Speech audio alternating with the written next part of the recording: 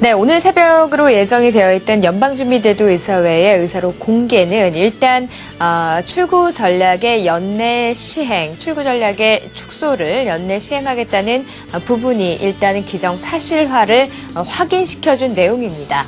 이미 예상했던 내용이지만 이 출구 전략의 축소에 대한 우려감으로 일단은 증시가 출렁인다는 점에 대해서는 전 세계 증시가 일단 좀 약세로 돌아서고 있습니다. 오늘 다우지수와 함께 나스닥 지수 역시도 좀 소폭의 좀 조정을 꾸준하게 이어가는 움직임이고요. 일본 증시 역시도 1% 안팎의 하락세로 출발했습니다. 10년물 국채 금리가 급등하면서 시장의 우려감이 큰 상태고요. 각 아시아의 이머징 국가의 환율은 일단은 약세를 보이고 있는 상태라고 보시면 되겠죠. 우리 시장의 움직임도 좋지 않기는 마찬가지인데요. 캔들 차트 보시면서 여러분 지금 시장의 상황들 함께 보시도록 하겠습니다. 코스피 캔들 지수 보시죠. 자, 일단은 사흘 동안의 낙폭이 큽니다. 전체적으로 봤을 때 3% 안팎의 조정을 보이면서 지수는 1850선까지, 1840선까지도 내주는 움직임이 장 초반 포착이 되고 있습니다. 현재 시간 1847선인데요. 1900선에서 밀려 내려와서 1800선을 지지하는지 여부에 대해서도 조금 더 지켜볼 시기가 되었습니다. 코스닥 지수 보시죠. 4일간의 조정의 폭이 상당히 큽니다. 무려 7%에 가까운 조정을 보이면서 주가는 518선, 510선까지 내려와 있는 상태인데요. 주체별 매매 동향 보시죠. 전일 가장 우려했던 부분이 바로 선물에서의 코스피 시장에서 외국인들의 매도였습니다. 오늘 일단은 코스피 선물 시장에서 그렇게 큰 매도 규모를 보이고 있지는 않습니다. 전반적으로 봤을 때 우려할 만한 상황은 아니지만 투자자들의 관망세가 이어지면서 지수 끌어올리기에는 상당히 역부족이라고 보시면 되겠는데요. 오늘 또다시 정유와 함께 소재, 화학주들의 움직임이 좋지 않습니다. 업종별 흐름 보시겠습니다. 화학주들입니다. 오늘 LG화학이 일단은 빨간불 켜고 있지만 상승의 폭이 일단은 좀 제한적인 움직임이고요. 효성, 제일모직, OCI까지 하락불을 밝힙니다. 그동안 가장 주목했었던 롯데케미칼이 오늘로 4흘째 약세 국면이 상당히 큰 상태이고요. 하나케미칼, 그리고 삼성정밀화학, KCC까지도 약세를 기록하면서 화학업종의 약세가 두드러진다고 보시면 되겠습니다.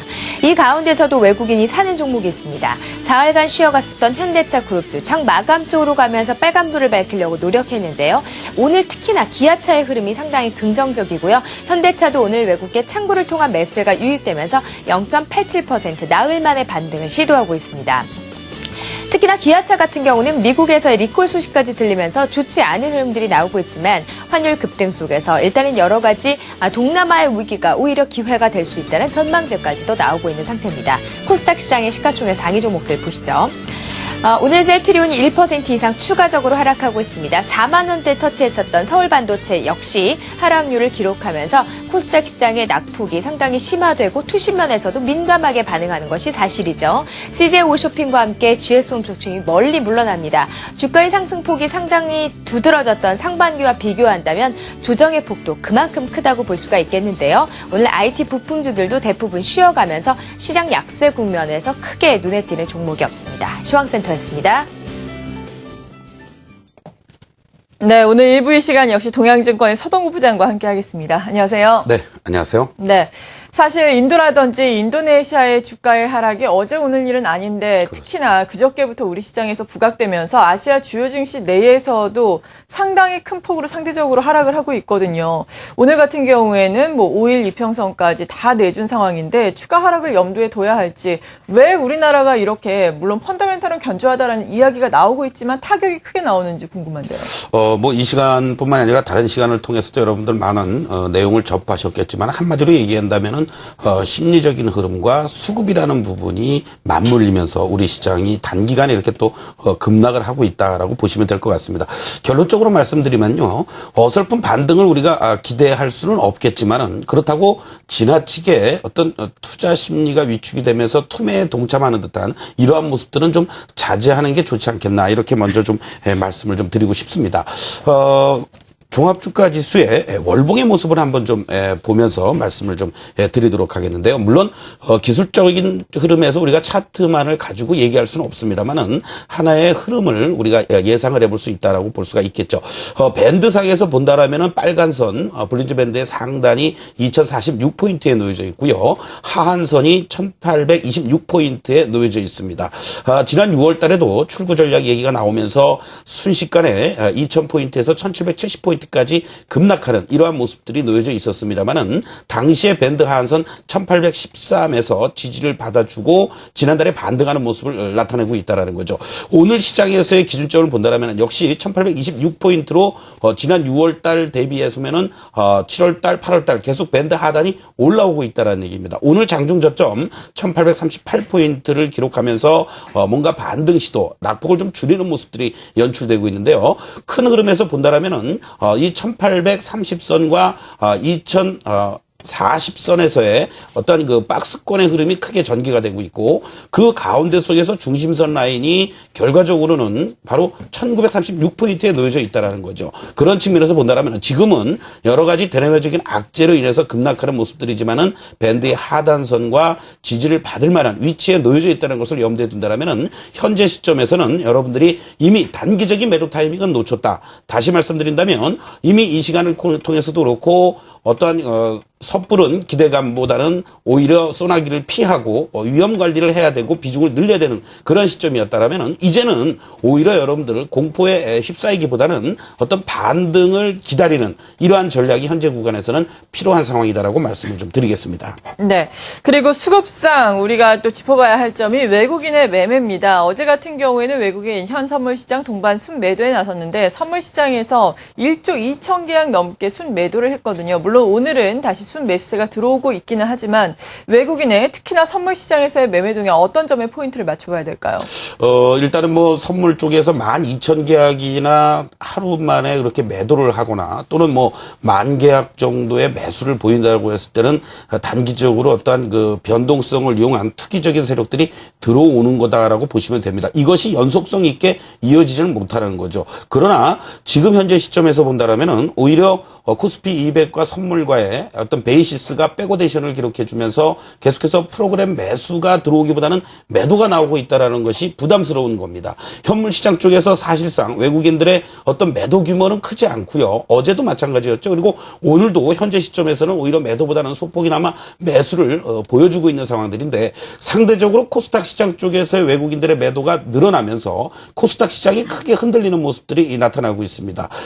계속 이 시간을 통해서도 여러분들께 코스닥 시장이 어떤 상승의 흐름이라든가 하락이 멈춰지기 위해서는 코스피 시장이 안정이 되어줘야 된다라고 말씀을 드린 바가 있는데요.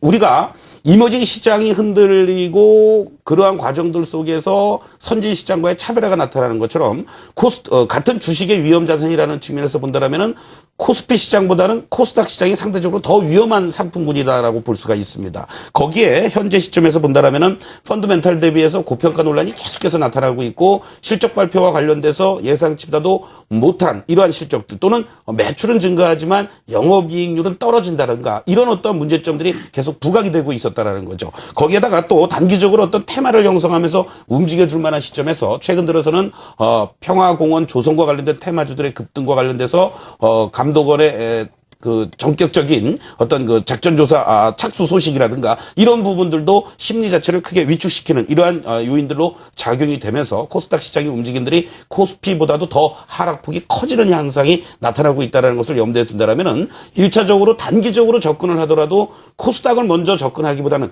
코스피 시장이 안정되는 걸 확인하고 나서 접근해도 늦지 않다. 이렇게 결론적으로 좀 말씀을 드리겠습니다. 네, 코스피 안정을 먼저 확인을 해야 한다라고 말씀을 해주셨습니다. 외국인 12,000계약 어제 팔자에 나섰고 오늘은 1,300계약 또 순매수가 들어오고 있는 상황입니다. 지금 코스피 안정을 더욱더 기다리면서 코스피 쪽에 관심을 갖자라고 말씀해 주셨는데 앞서서 코스피 같은 경우에는 단기 매도 타이밍을 놓쳤다라고 그렇습니다. 말씀해 주셨어요. 반등을 기다려야 한다.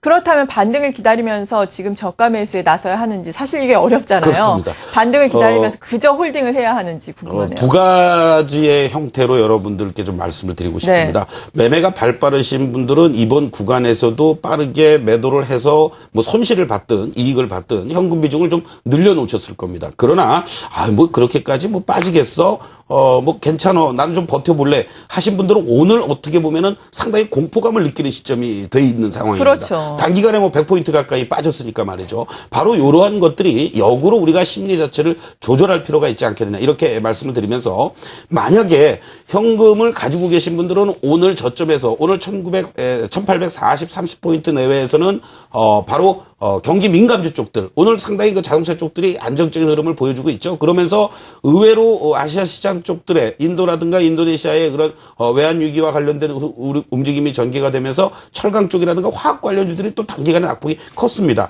이런 쪽들을 접근해 보는 것은 괜찮은 방법이다라고 말씀을 좀 드리겠고, 그리고 또 두 번째로 주식을 계속 보유하고 계신 분들 입장에서는 오늘 어떤 패닉의 심리를 갖고 계실 텐데 요 고비를 조금 넘기면서 단기적으로 기술적 반등이 나올 자리가 있다라는 거죠. 그런 측면에서 본다라면은 현재 시점에서 일봉의 모습을 잠깐 좀 보시도록 하겠는데요.